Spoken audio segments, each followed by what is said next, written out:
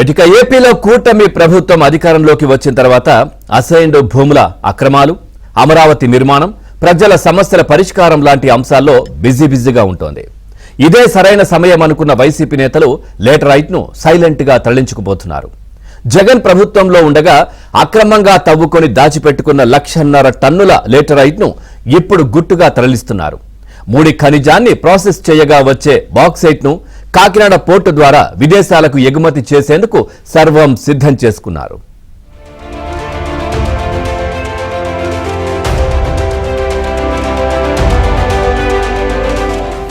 ఏపీలో కూటమి ప్రభుత్వం వచ్చి రాగానే అసైన్డ్ భూముల అక్రమాలు, అమరావతి నిర్మాణం తదితర అంశాల్లో బిజీగా ఉంటోంది.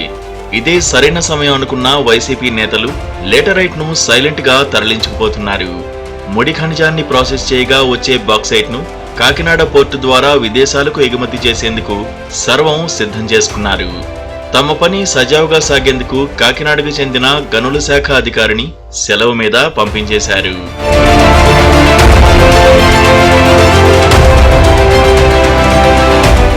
ఏపీలో ప్రభుత్వం మారింది కానీ పరిస్థితులను మాత్రం వైసీపీ అక్రమార్కులు తమకు అనుకూలంగా మార్చుకుంటున్నారు.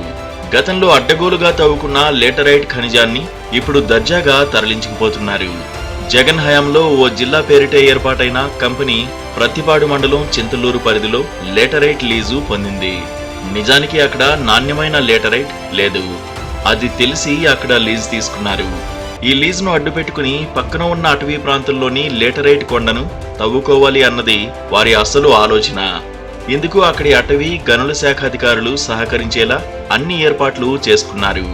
ఎన్నికల ముందు వరకు 10 లక్షల టన్నుల లేటరైట్ ను అటవీ ప్రాంతంలో తవ్వేశారు. ఆ లేటరైట్ ను తమ లీజు ఏరియాలోనే తవ్వినట్లుగా రికార్డులు మార్చేశారు. అదే పద్ధతిలో సిమెంట్ ఫ్యాక్టరీలకు అమ్ముకున్నారు.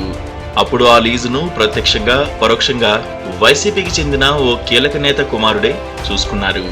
ఆయన కనుసన్నల్లోనే అడవిలో విలువైన లేటరైట్లను అక్రమంగా తవ్వి తీసినట్లు తెలిసింది.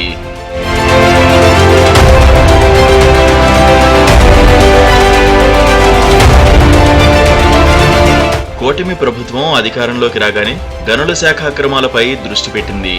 దాదాపు నెల రోజుల పాటు గనుల శాఖ డైరెక్టర్, ఏపీఎండీసీ ప్రధాన కార్యాలయాలు సీజ్ చేసింది. దీంతో ఆ లేటరైట్ తరలింపును వాయిదా వేసుకున్నారు. ఇటీవలి కాలంలో ఖనిజాల తరలింపునకు ఇచ్చే పర్మిట్లపై సందిగ్ధం నెలకొంది. సీనరేజీ కాంట్రాక్టు ఉన్న 7 ఉమ్మడి జిల్లాలు, ఆన్లైన్ విధానం నడిచే 6 జిల్లాల్లోనూ మైనింగ్ పర్మిట్లు ఇవ్వడం లేదు.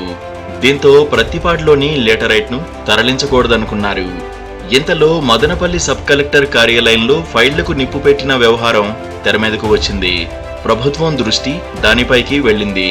వివిధ అంశాలపై శ్వేతపత్రాల విడుదల, అసెంబ్లీ సమావేశాలపై ప్రభుత్వం దృష్టి సారించింది. సందట్లో సడేమియా అన్న చందంగా ఇదే సమయంలో కాకినాడ గనుల శాఖ కీలక అధికారిని శుక్రవారం సెలవు మీద పంపించారు. అదే రోజు సాయంత్రం 6:30 నుంచి ప్రతిపాడులో డంపు ఉన్న ఏరియాకు 6 జేసీబీలు తీసుకొచ్చి లేటరైట్ ను తరలించడం ప్రారంభించారు. దీనిలో కొంత భాగాన్ని రాత్రి వేళలో జగ్గయ్యపేటకు, మరికొంత కాకినాడ పోర్టు ఏరియాకు తరలిస్తున్నట్లు తెలిసింది. ఆ లేటరైట్ అత్యంత నాణ్యమైంది. దాన్ని ప్రాసెస్ చేస్తే అందులో నుంచి బాక్సైట్ కంటెంట్ వస్తుంది. దాన్ని కాకినాడ పోర్టు ద్వారా విదేశాలకు తరలించాలి అన్నది వైసీపీ పెద్ద ప్లాన్ అని తెలిసింది. ఇందుకు అమెరికా కంపెనీతో ఒప్పందం కుదిరినట్లు సమాచారం.